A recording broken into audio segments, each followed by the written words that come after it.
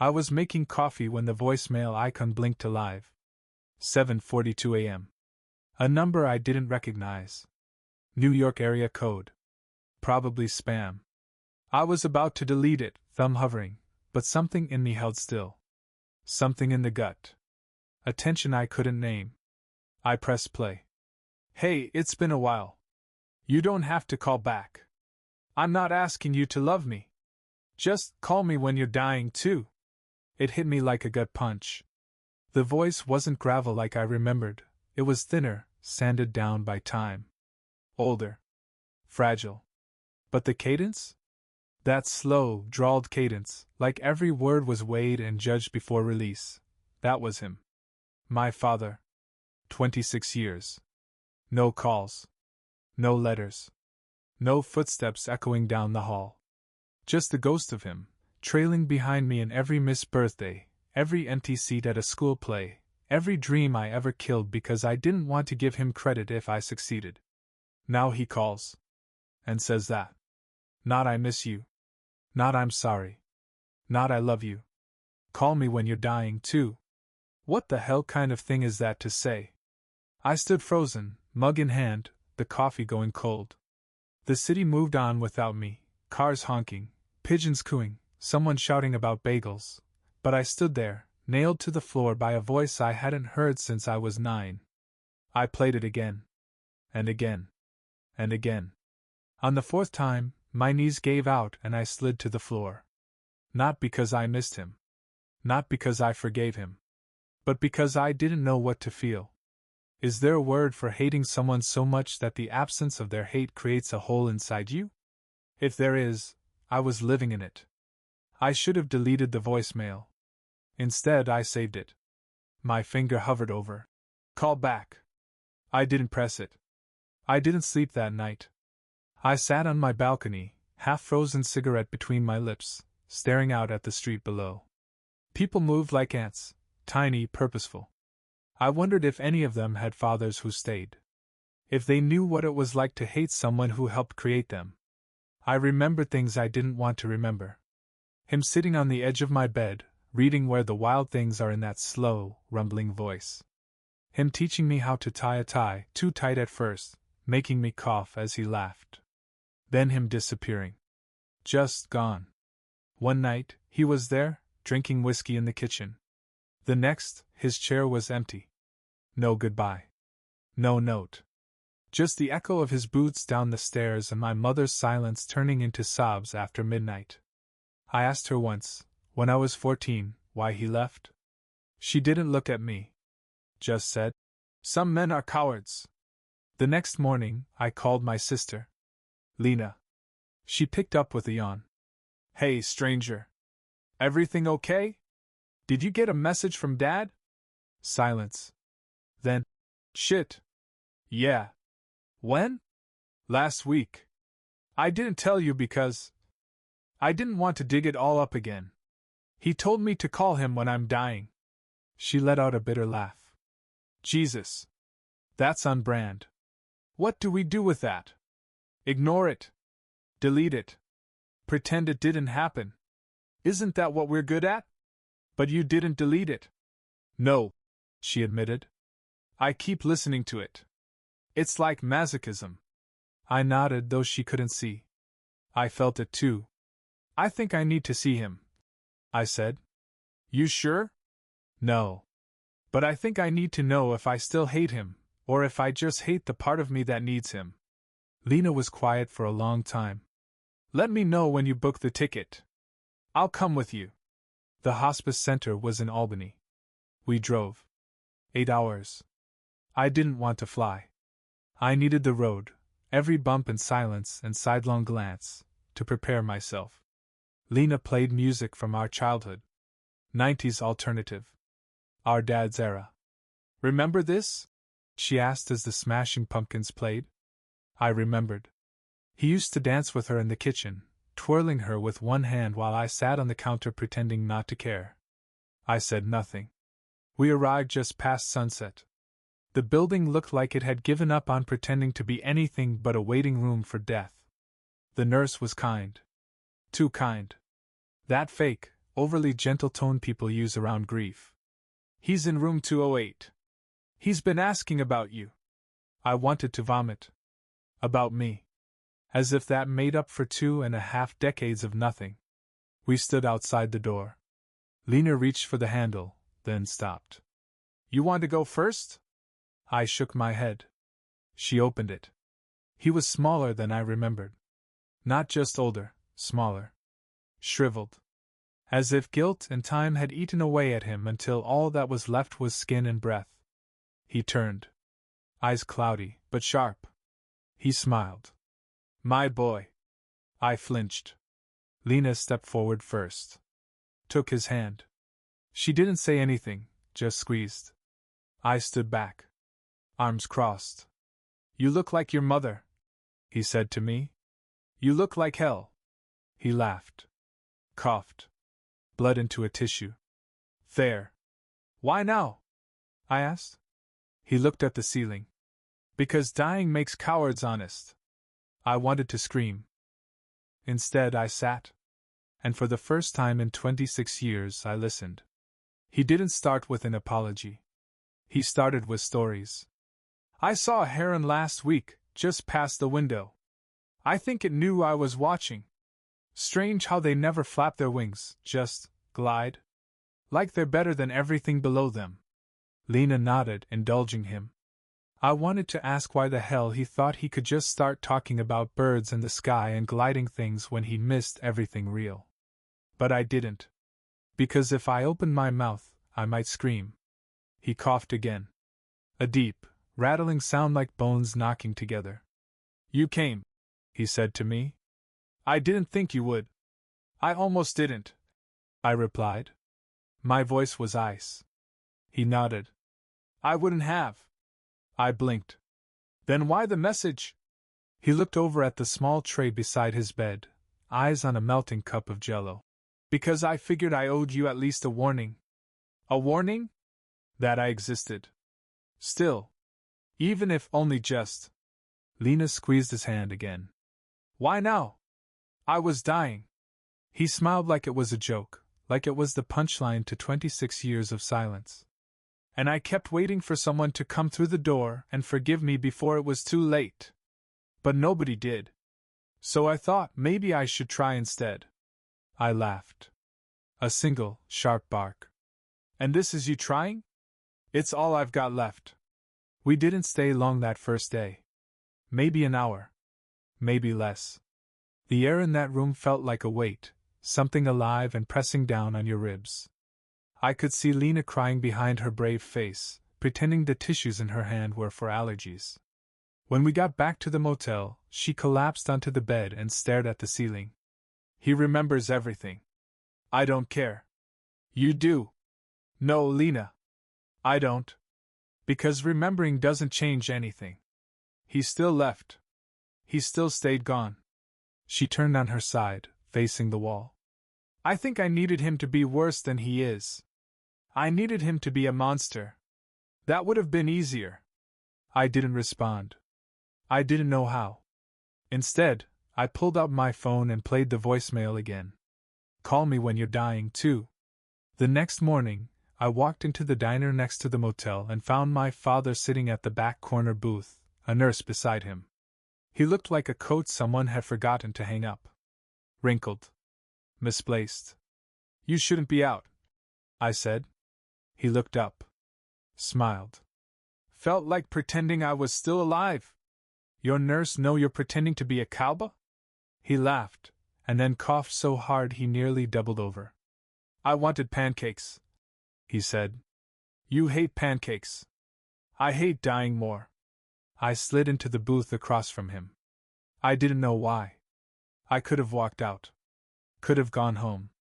But some magnetic force, grief, anger, unfinished business, kept me there. You left us, I said. He stirred his coffee. I know. You didn't just leave. You vanished. I know. You missed everything. My graduation. Lena's first heartbreak. Mom's funeral. I know. Then why? He looked up at me, eyes sharp again. Because I was afraid of becoming him. My heart stopped. What? My father. I told myself I'd leave before I turned into him. He was cruel. I thought absence was kinder than violence. I wanted to hit him. To reach across that booth and shake him for thinking silence could ever be kinder. You were wrong. I know. We didn't speak for a while after that. The waitress brought pancakes. He didn't touch them. Over the next few days, we visited daily. Each time, he seemed smaller, thinner, more bone than man. But each day, he gave us pieces. Stories. I used to drive upstate after I left. Sit by the lake. Thought about swimming out and never coming back. I used to send letters. To your mom. Never mailed them. Still have them in a shoebox. I saw you once. On your birthday. You were turning 11. I watched from across the street as your friends sang to you. You looked happy. I told myself you didn't need me. I was wrong. Always that refrain. I was wrong. He never asked for forgiveness. Never begged. Never cried. But he owned it. Every fractured bit. Lena started bringing him old photos. Ones he'd never seen. Halloween costumes. Prom pictures. Mom holding us both after school. He cried over one of them. Just one. It was me, holding my son. He looked at me. What's his name? Was. He nodded. I'm sorry. And for the first time, I believed him. The night before we left, I sat alone with him. He was barely conscious. Breathing through an oxygen mask, skin translucent, eyes cloudy. I hated you, I whispered. His eyes opened. Barely.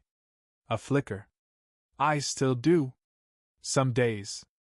But I think I understand. He nodded. The smallest motion. Do you want me to call you? I asked. When I'm dying? He smiled, even then. No. I just wanted to hear your voice, before you were gone. We buried him 5 days later. No speeches. Just silence, and the wind, and a folded photograph I slipped into his coat pocket. Me, Lena, and the son he never met. On the drive home, Lena asked if I felt closure. No, I said. But I feel something. She nodded. Maybe that's enough. Maybe it was. But that voicemail? I still haven't deleted it. Some ghosts are too heavy to carry, and too familiar to let go.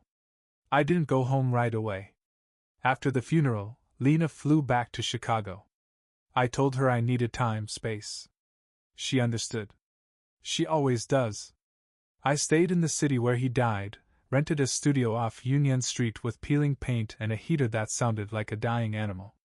I didn't unpack much, just my toothbrush, a change of clothes, and the shoebox the hospice nurse handed me after he passed. He said you should have this, she told me.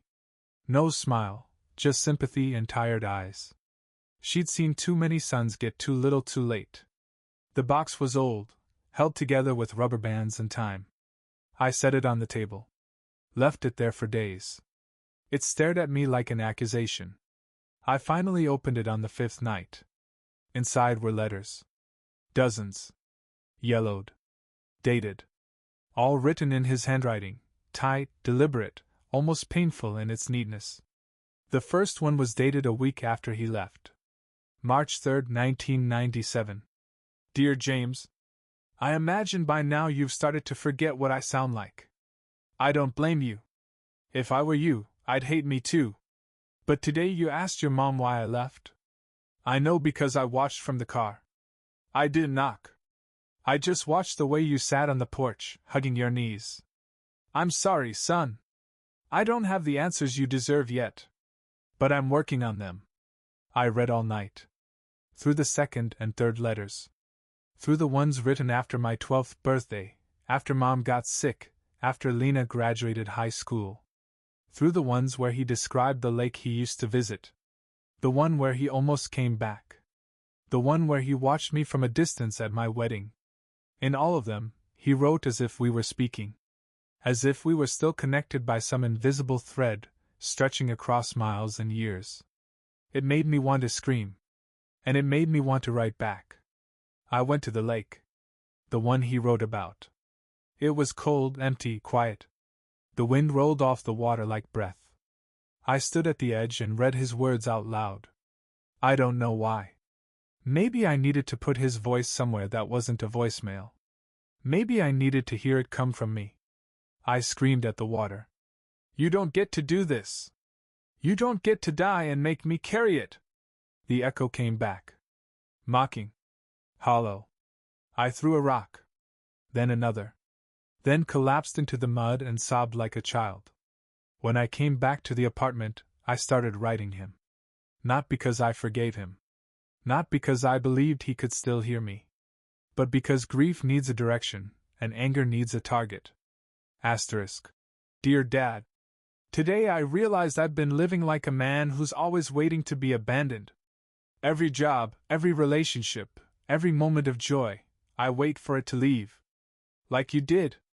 You built me like a house with no foundation. And I've been patching the walls ever since. I spent the next month unraveling myself. I called old friends. Apologized to an ex. I visited my son's grave and talked to him for the first time in years. Told him about his grandfather, the broken man who ran and then died trying to crawl back. You never got to know him, I whispered. But he would have loved you. I think. I hope. I started therapy. I stopped drinking. I stopped listening to the voicemail. But I didn't delete it. One morning, I walked past a mirror and stopped. It was the angle. The shape of my jaw. The way I stood, just for a second, it was him. I stared. I tried to see myself in the reflection, but all I could see was the man I'd spent my life trying not to become. It terrified me. But it also gave me a strange peace. Because if I could become him in that 1 second, maybe I could also forgive him. Or forgive myself. Lena called. We talked for hours. Do you think he was happy at the end? She asked. No. But I think he was ready. You think he meant it? What he said? About wanting to hear your voice before you were gone? Yeah. I think he knew he didn't deserve it. But he still hoped. That's all any of us do, she said. Hope someone will answer. Even if we're the ones who broke the line. I cried after she hung up. Not from sadness. From the weight lifting. Just a little.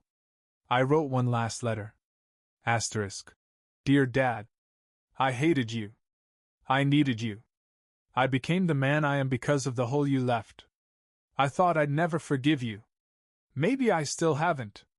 But I think I see you now. And maybe that's all we ever really needed. To be seen. Goodbye. I took the box of letters to the lake. Burned them. Watched the smoke curl into the sky, carrying the weight of 1,000 unspoken words. I kept only one thing. The voicemail. I keep it saved, buried deep in my phone. Not because I need to hear it. But because it reminds me that silence can break. That sometimes, even the ghosts find a voice. And when they do, we decide whether to listen, or let them fade. I moved back home 6 weeks later. Not to the same apartment, or the same job, but to the city I swore I'd never live in again. The one where my mother raised us alone. The one where I used to see his face in the faces of strangers. I thought it would suffocate me. But instead, it wrapped itself around me like an old, scratchy coat. Uncomfortable. Familiar. I rented a modest place near Lincoln Park. No lake view, but close enough that I could smell it when the wind came in heavy. I set up my books, bought new furniture, left the past in cardboard boxes in the hall closet. Except for the voicemail. That stayed in my phone. A ghost on call. The first night in the new apartment, I heard footsteps in the hallway. Not real ones. Memory ones. My father's boots. The heavy click. I used to sit in bed and count his steps from the front door to the fridge. It meant he was home. It meant we were safe. But after he left, I kept hearing them. Every few nights, even when I knew better. Even now, after everything, the echo remained. I started going to meetings. Not for grief. For the bottle. They met every Wednesday in a church basement that smelled like old coffee and old secrets. I sat in the back for the first 3 weeks, saying nothing. Just listening. I didn't think I belonged. My drinking wasn't out of control. Just habitual. Controlled collapse. But on the 4th week I spoke. My name is James, and I guess I've been drinking to silence someone who's already dead. They nodded. Not like they understood. Like they lived it. I stayed after. Talked to a man named Martin. He was older. Worn down but kind. It's not about how much you drink, he said. It's about who you become when you do. I saw my father's face in that. The man who left instead of becoming something worse.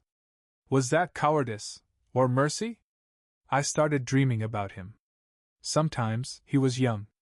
The age he was when he left. Sometimes older. Always watching me. Never speaking. In one dream, we were on the porch. I was 9 again, knees pulled to my chest. He sat beside me, silent. I asked him why he left. He looked down, picked up the wood grain beneath his hands, and said, Because I saw the monster coming, and I didn't want you to watch me change. I woke up shaking. Called Lena? He's in your blood, she said. But that doesn't mean you have to bleed like he did. I found a photo I hadn't seen in years. Us. Me, him, Lena. I was maybe 7. His arm around me, hand resting on my shoulder. I was looking up at him like he hung the damn moon. That's the problem with memories. They don't ask for permission. They just show up. Uninvited. Hungry. I bought a frame for it. Put it on the shelf. Not in shame. Not in pride. In truth. Because pretending he wasn't part of the story didn't make the story untrue. One night, the voicemail played on its own. I don't know how. Maybe I pocketed it. Maybe the phone glitched. But suddenly, in the quiet of my living room, there he was again. Hey, it's been a while. You don't have to call back. I'm not asking you to love me. Just call me when you're dying too. I froze. Then I sat down. And I recorded something. Hey, it's James. I don't know if this matters now. But I got your message. I saw you. And I think somewhere in all that silence, I started to understand. I don't forgive everything. But I'm trying. I didn't send it to anyone. I saved it to my notes. Maybe someday I'll let someone hear it. Maybe not. But I said it. And it felt like putting down a brick I didn't know I'd been carrying. Months passed. I kept going to meetings. I started running. Wrote more letters I never mailed. Saw a woman named Claire for coffee on Thursdays. She asked once, after our 5th meeting, if I had any family. I said yes. A sister. A mother, gone now. A father who tried to come back too late. She didn't press. Just touched my hand and said, You still showed up. That counts for something. I visited the cemetery in Albany once more. Brought flowers. Not because he liked them. Because I needed something to hold. Something to leave behind. I sat by the grave. You messed up, I said. The wind didn't answer. The trees didn't bend in apology. But so did I. I kept hating you because it was easier than grieving. I thought if I stayed angry I'd never become you. But I already am in some ways. And maybe that's okay. I left the flowers. Stood. Took one last look. Goodbye, Dad. It felt real this time. Back home, I moved the voicemail to a folder labeled Archive. It's still there.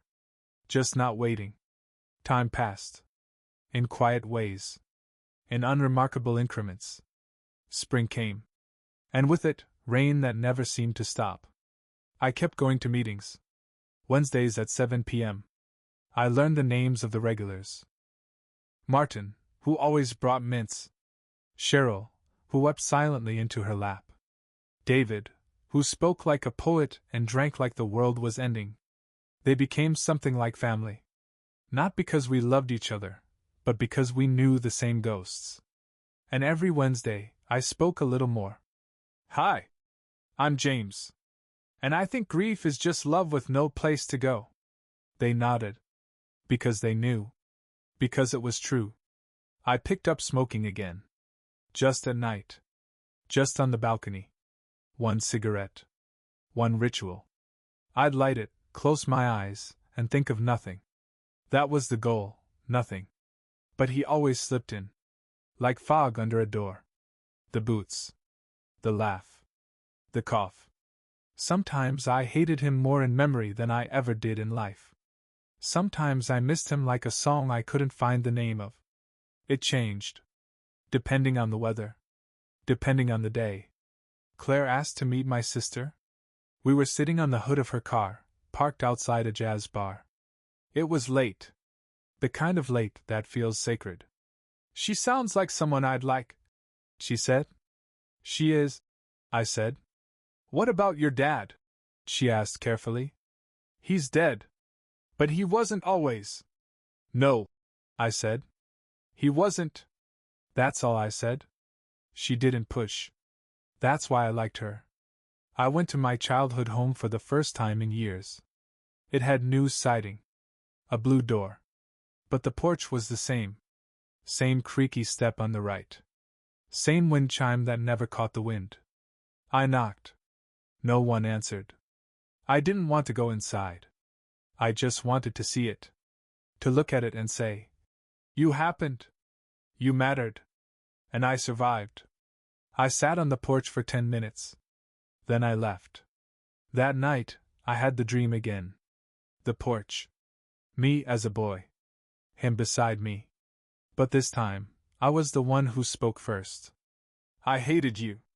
He didn't flinch. Just nodded. I needed you. He looked over at me. I know, he said.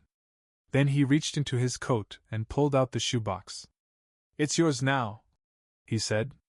When I opened it in the dream, it was empty. And I woke up crying.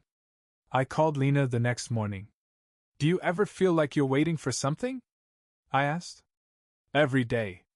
What are you waiting for? To stop waiting. We sat in silence for a while. You still listen to the voicemail? She asked. No, I said. But I still have it. Me too. Claire came over with Thai food and bad wine. We didn't talk much. Just sat on the floor, backs against the couch, our legs touching lightly. Tell me something true, she said. I'm afraid I'll always be like him. She nodded. And if you are? I'll lose everyone. She took my hand. Then don't. It wasn't a solution. It wasn't even comfort. But it felt like a choice. And that mattered. I visited the lake one last time. Not for him. For me. I stood at the edge, skipped a few rocks. Badly. He was better at it. That thought hurt less now. I sat down, pulled out a notebook, and wrote. You're not here. But I am. And I think that's what healing is, realizing some people never come back, but we keep showing up anyway. That night, I listened to the voicemail one final time. Not because I needed to. Because I chose to. Then I deleted it. And I didn't panic. I didn't cry. I just sat back, closed my eyes, and let the silence settle. It didn't hurt. It felt like breath. Healing doesn't announce itself. It shows up in whispers. One morning I woke up and didn't feel like I was waiting for something. I didn't check my phone for the voicemail. I didn't replay conversations in my head, trying to change the past with memory. I just made coffee.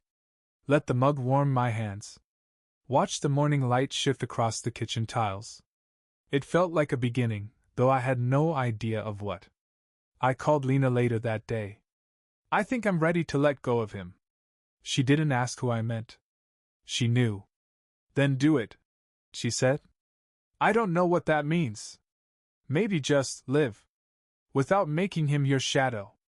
Claire and I spent more time together. But it wasn't easy. I was still learning how to let someone see me, not the version I curated, not the strong survivor, not the man who'd buried his father twice over. Just me. Soft. Tired. Trying. One night she found a letter. One I had written to him but never meant to share. She read it. I watched her eyes move across the page.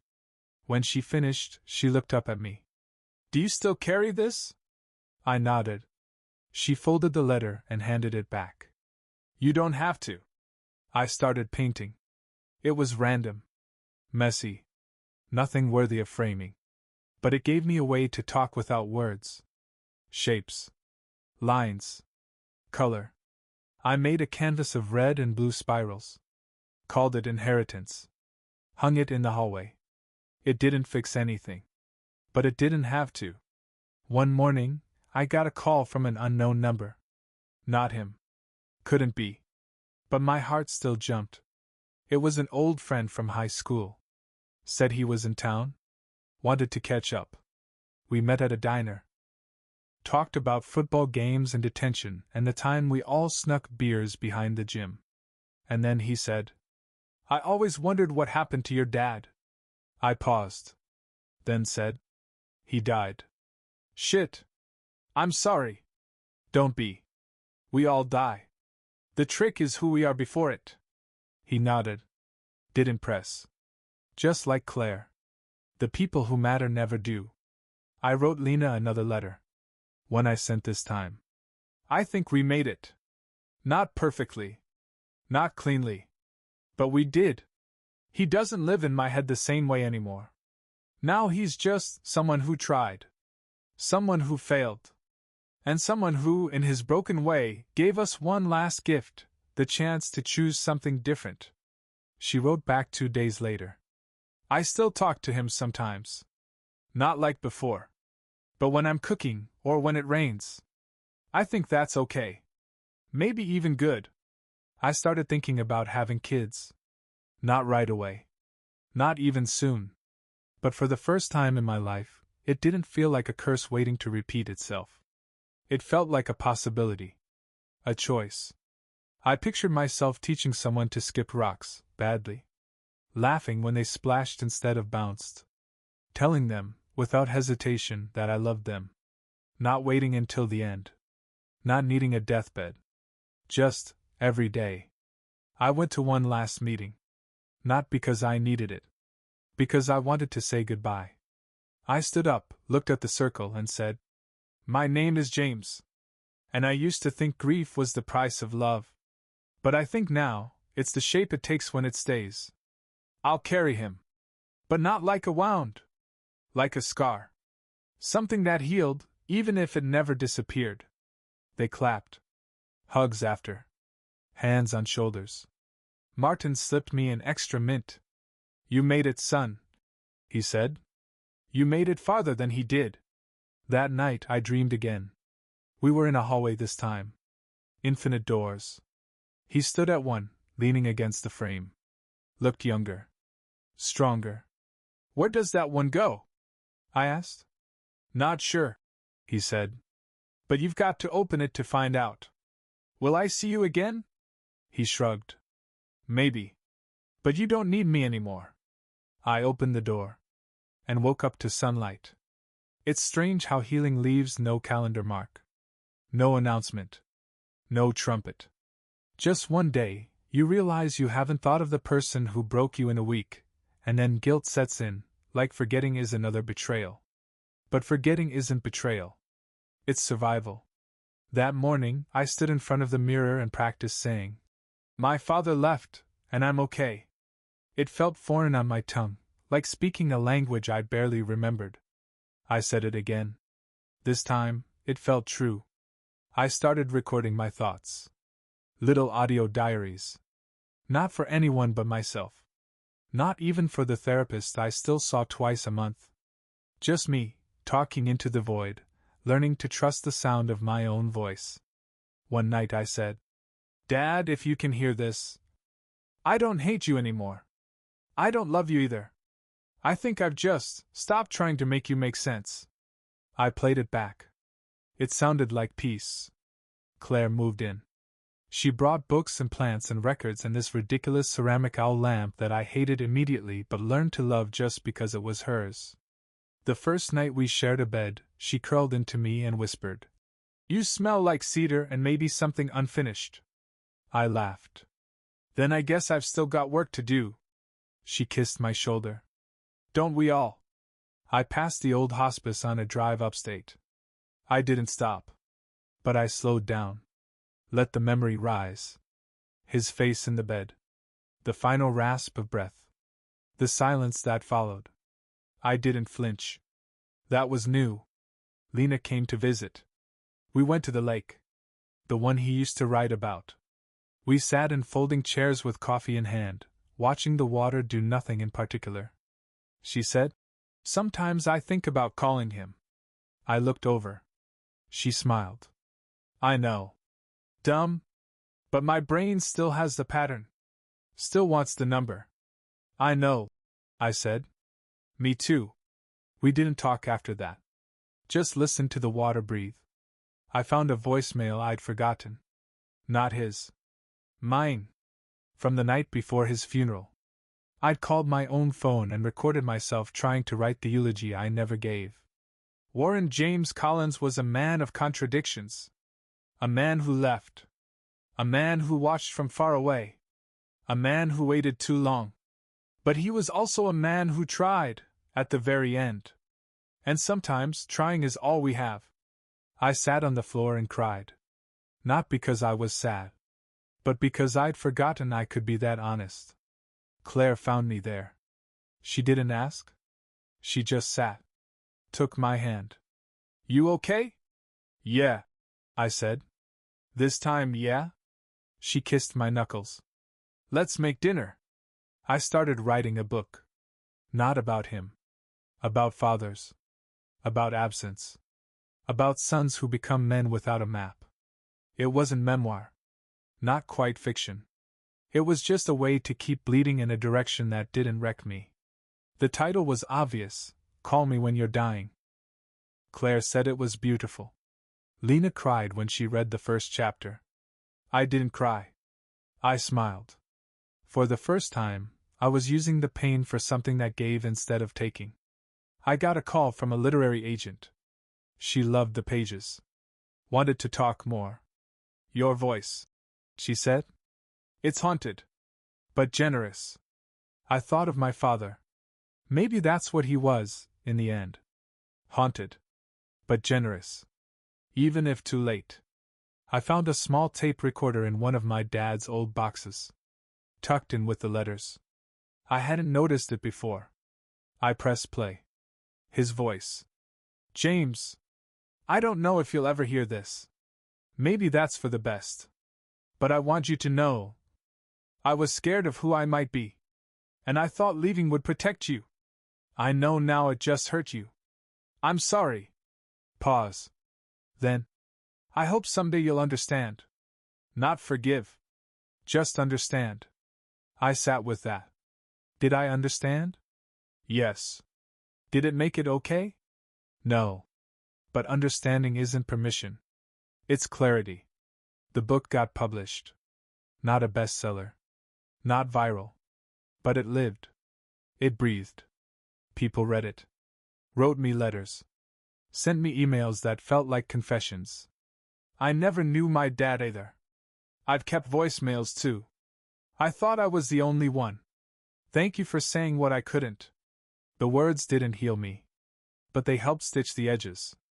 They reminded me that silence isn't unique. That pain echoes in other people's throats, too. One email stayed with me. It was from a man in Ohio. 48. 2 kids. His father had left when he was 7. "I read your book in one sitting. I drank a fifth of bourbon and cried through the last chapter. Not because I'm sad, but because you gave me permission to stop pretending I wasn't." "Thank you," I replied.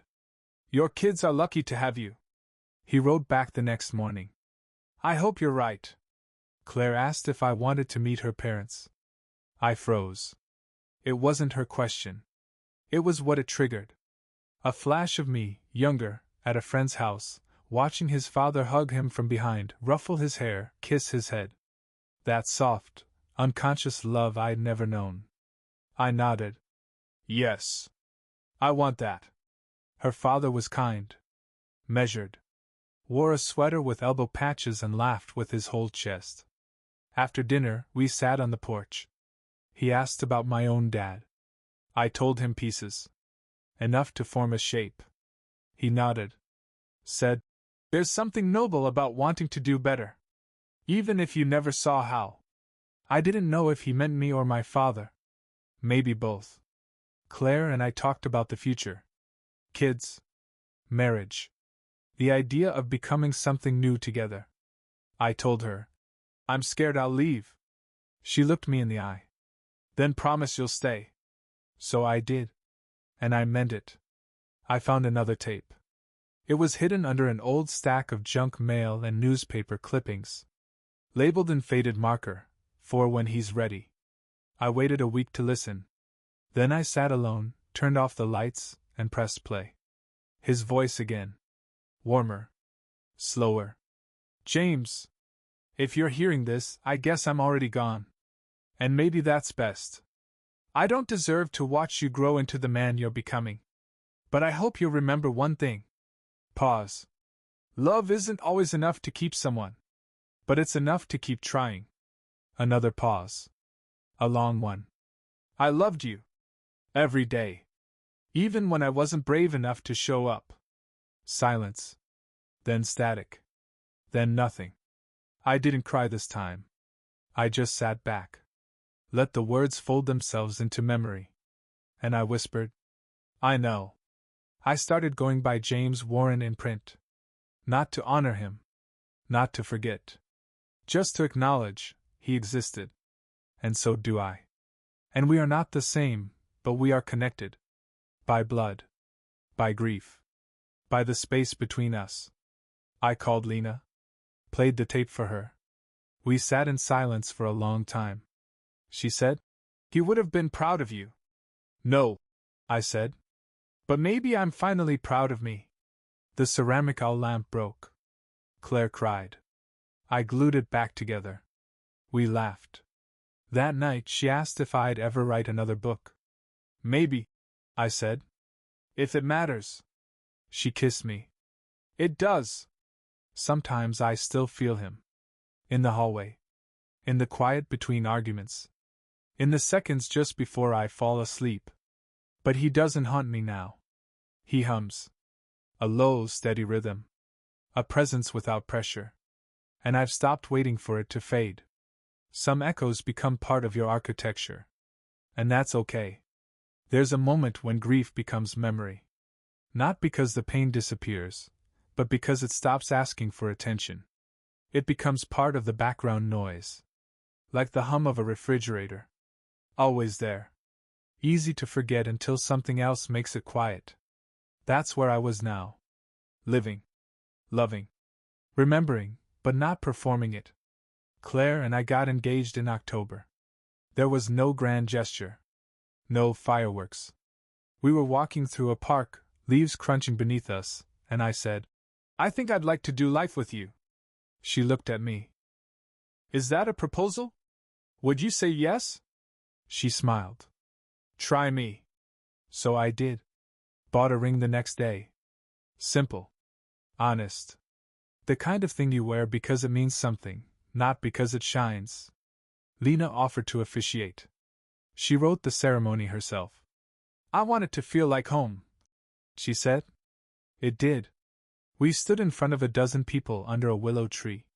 Wind in the leaves. A softness to everything. She read. "Sometimes family is what we build in the ruins. Sometimes love is a promise to show up, even when you're afraid you'll become a ghost." I kissed Claire before she finished. Everyone laughed. She kissed me back like it was the first time. I thought of my father. Not in sorrow. Just as a fact. A shape. A thread in the story that led me here. That night, I stood in the mirror adjusting my tie. The same one he taught me to tie. Too tight at first. Always too tight. I looked at myself and whispered, "You missed this." But I didn't. Then I joined the celebration. Claire and I honeymooned in the mountains. A cabin.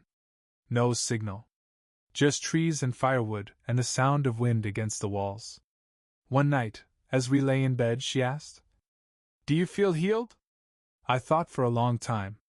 "No," I said. "But I feel whole." "That's enough," she whispered. It was. I wrote again. Not for publication. Just because it helped. Journal entries. Letters to no one. A chapter here and there about fathers who try. Sons who forgive. Ghosts who stay just long enough to teach you something, then leave. I visited the lake again. The same bench. The same slow water. I didn't bring letters this time. I brought myself. Sat down. Closed my eyes. Spoke into the air. "I'm getting married. Her name's Claire. She's kind. She's everything I needed and didn't know how to ask for." The breeze moved like breath. "I hope wherever you are, you see this. Not for redemption.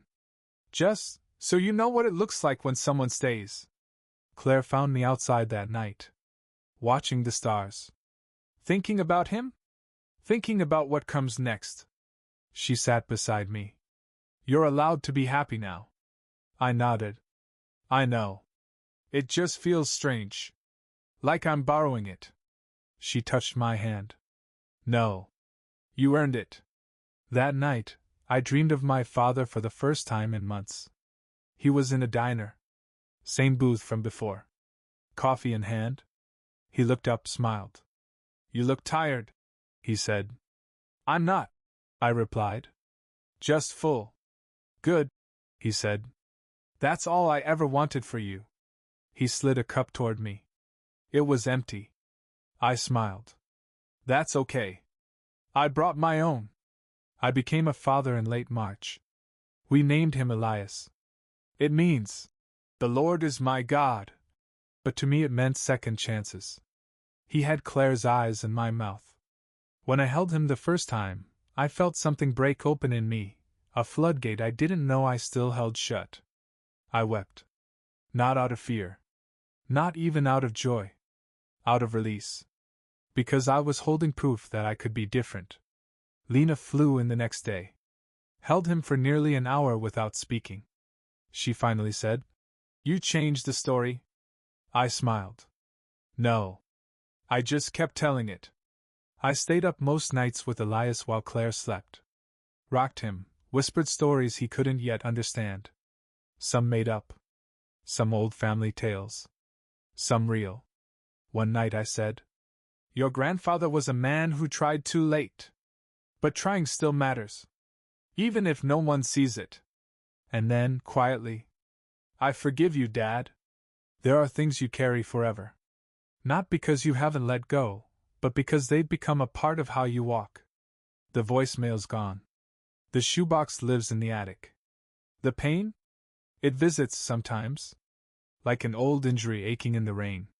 But it doesn't control me. Not anymore. Elias took his first steps on a Thursday. I caught him just before he fell.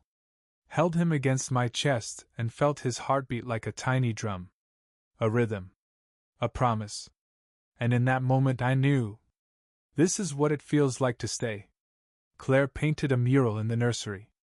A heron above the water. Floating. Wings stretched. I watched her finish the last stroke and said, "My father once said they glide like they're better than everything below them." She smiled. "Or maybe they're just brave enough to trust the wind." I started writing again. Not to run from the past. To record the present. To leave something behind that isn't silence. One night, I opened a blank page and typed, "Dear Elias, I don't know who you'll become, but I know I'll be here.